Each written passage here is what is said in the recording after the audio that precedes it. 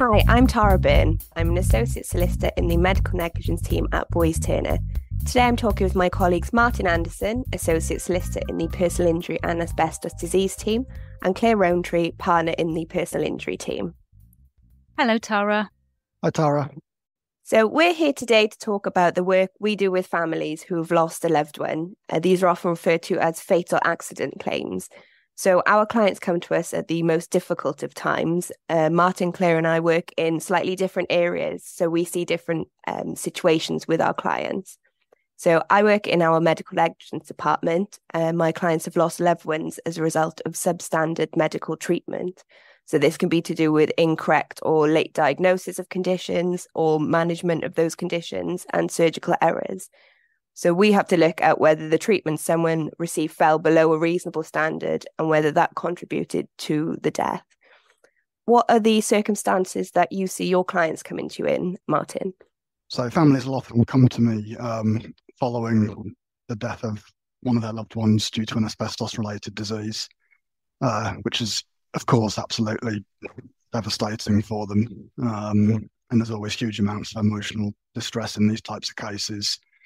On top of that, they often have very serious financial concerns, which add to what is a very stressful situation anyway. There are an increasing number of cases of asbestos-related cancers in women. I think it's important not to downplay that. However, it's fair to say that the vast majority of the cases I see involve men that were exposed to asbestos at work, and most of them tend to be of a generation where it was quite common for their wife to stay at home and bring up the children while they went out to work, which means that quite often in these cases, the husband will have had a much bigger pension than their wife, and will have been financially dependent upon that.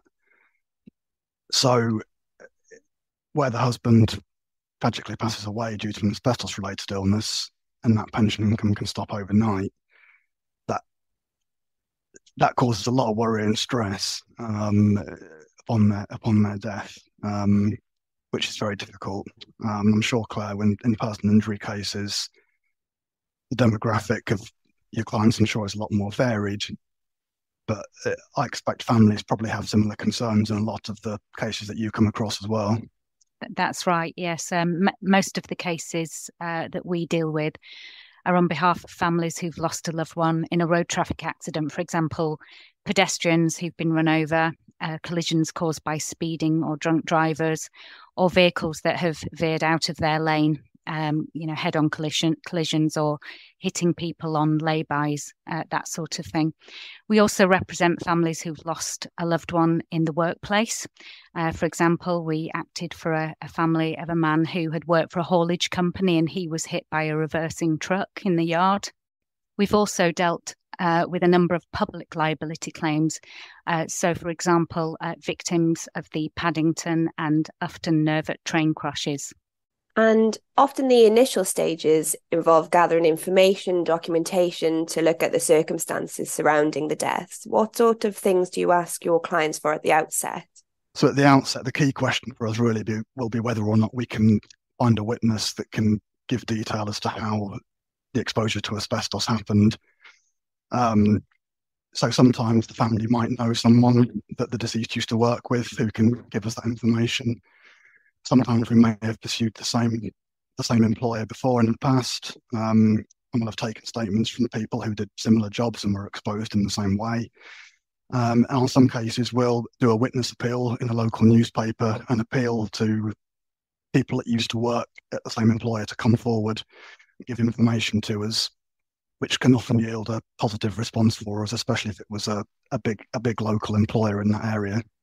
And same for personal injury claims as well. I mean, we rely heavily on witnesses, but it also depends on the type of claim that we're investigating. So, for example, in fatal road traffic accidents, police reports and information gathered by the police is going to be really vital to us, such as vehicle inspection reports, forensic collision investigator reports, any dash cam or CCTV footage, tachographs, that sort of information. In workplace accidents, there may be HSE documents and reports. The employer should be carrying out their own accident investigation, and again, will be relying on witnesses. And in public liability cases, it will really depend on the circumstances of the accident, but there may be documents arising out of a public inquiry. And Claire, we've spoken before about how in certain circumstances an inquest will take place after a person's death, sometimes referred to as a sort of a fact-finding inquiry to work out the circumstances of what's happened to lead to that death. Claire, could you perhaps tell us a bit more about your experience helping families in that situation? Yeah, we have represented a number of families actually, Tara, at inquest, and we use that as an opportunity to gather important information and evidence where a defendant insurer has not admitted fault at that stage and potentially won't admit fault until the conclusion of an inquest. It's important for families to know, though, that the inquest is not about proving fault or liability. And it's for the coroner to ask really 4 main questions about a person's death: who the person was, when they died, where they died, and how someone has died. There are limited conclusions that the coroner can reach about the death, and the coroner is not generally concerned about showing that the death has been caused due to someone's fault or negligence. And at the end of the inquest, the coroner can provide their conclusion in short form, or they can provide a narrative or a combination of both. And sometimes the conclusion can be open if the coroner can't reach a conclusion about what has happened. But, as you say, Tara, sometimes in those proceedings, experts and witnesses will be giving evidence, and sometimes that can be really, really helpful and useful information in helping you with a claim on behalf of families who've lost a loved one. Yeah, I would certainly echo that, Claire, from sort of my perspective as a medical negligence solicitor. Although it's rare to sort of get a conclusion of negligence or neglect, the information that we can gather through the inquest process, witness statements and expert evidence can sometimes help us to work out what the basis of a claim might be. Martin, you mentioned earlier about how the sudden loss of a family member can result in the financial strains and difficulties on a family. So one of the things all 3 of us have to look at is how we work out the level of compensation that a claim might achieve. And this is set out by 2 laws, so the Fatal Accidents Act and the Law Reform Act. I'm just going to touch on these briefly, but the Law Reform Act deals with claims on behalf of the estate. So that could cover funeral expenses, any pain or suffering that the person who's died experienced before their death, and also any financial losses they might have incurred. The Fatal Accident Act allows claims to be brought on behalf of what's known as a dependent. And there's a list in the Act as to who is actually a dependent. I'm not going to go through them all as they are quite extensive, but it can be a wife or a husband, as well as a former wife or a husband, civil partners, unmarried couples who had been living together for the last 2 years, and also parents and children. And a dependent is able to bring a claim in respect of financial dependency. So if they were reliant on, as Martin mentioned earlier, pension income, for example, but also loss of services. So if that person sort of did activities like household chores, gardening, DIY, that sort of thing. And Martin, I think you're just going to talk about the financial dependency claims in a little bit more detail. Yeah, so I mentioned about how I see a lot of cases where the widow will have been dependent on their husband's pension. Where that's the case, it's fairly straightforward to work out what their dependency was. But I do see more and more cases now where the deceased was still working at the time they got an asbestos disease. And sometimes they're self-employed, or they might have a business which is growing. And it's then very hard to say what their income would have been in the future, which makes it very difficult to assess what the level of dependency would have been. So in those cases, we'll quite often get a report from a forensic accountant, which I think you sometimes do in clinical negligence cases. Is that right, Tara? Yes, we do. Yeah. So sometimes if there's a significant loss of earnings or loss of pension claim, as you mentioned, then yeah, we would look at getting a forensic accountant to help us. And also if there's a potentially promotions in the future, just a way to project that forward, an accountant can help us with that. And I've also had cases where dependency was on state benefits. And recently, one of my clients was financially dependent on her daughter who had died, which was a bit of a less common situation. And we also have to look at any loss of services claim. So what sort of issues have you had around that on your cases? So that's often a big thing in asbestos disease cases, because the deceased will quite often have been a skilled tradesman in the past. And they are, I can say from personal experience, they are very useful people to have in your family. I'm fairly terrible at DIY myself, but my father-in-law used to be a carpenter, and he's basically the family handyman, which is often the case with a lot of these people as well.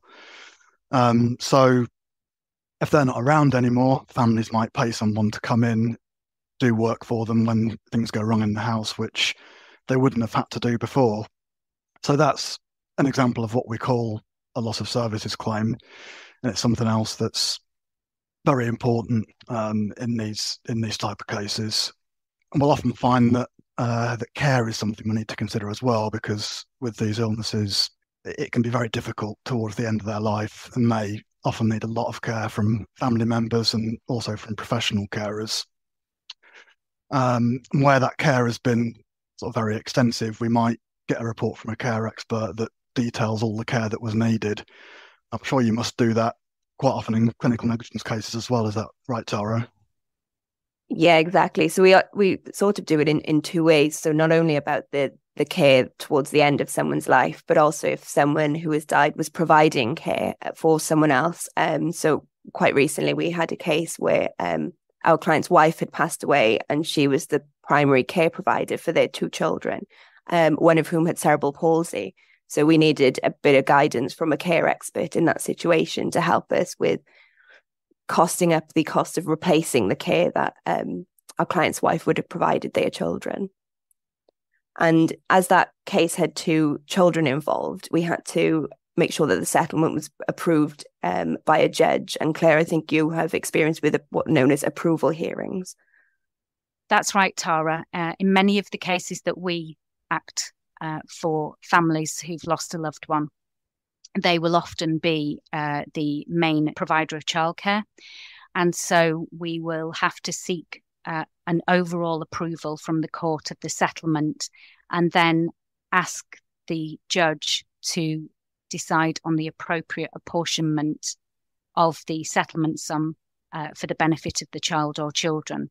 And this money is then held in the court or in a trust fund for the child or children until they reach 18. One thing we've not discussed yet is the bereavement award, which is a fixed sum of just over £15,000. There are strict eligibility requirements for this award, and they've been a point of discussion for some years, Claire. That's right. There's been a lot of controversy over bereavement awards over many years, in fact.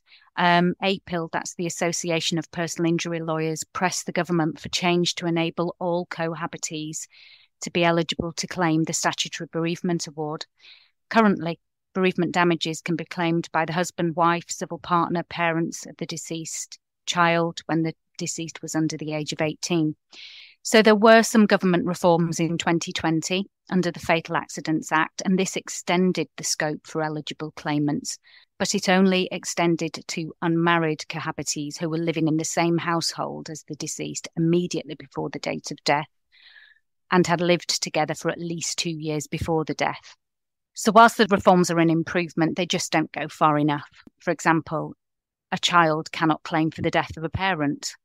So the Association of Personal Injury Lawyers are continuing to campaign for the right of victims. And in July 21, the Justice Minister advised the government did not currently have any plans for wider consultation on the bereavement damages regime. So we'll have to see what happens there. Well, thanks, Claire, and thanks, Martin, for joining me today. It's a tragic topic, but it's always interesting to learn and talk to each other about the different types of work that we do. Absolutely. Cases are so sad. Claiming compensation is never going to make up for what these families have gone through, but hopefully we can make life a little bit easier for them at such a difficult time. And I think the take-home message is that no amount of compensation is going to bring that person back. It's about trying as best you can, based upon expert evidence, to quantify what the financial loss is as a result of losing that person.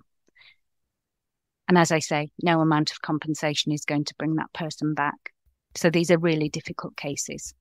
If you or your family member have experienced the death of a loved one and have questions about a medical negligence or personal injury case, please do not hesitate to contact our team at Boyes Turner so we can talk about what your options are. You can find our details on our website, boyesturnerclaims.com.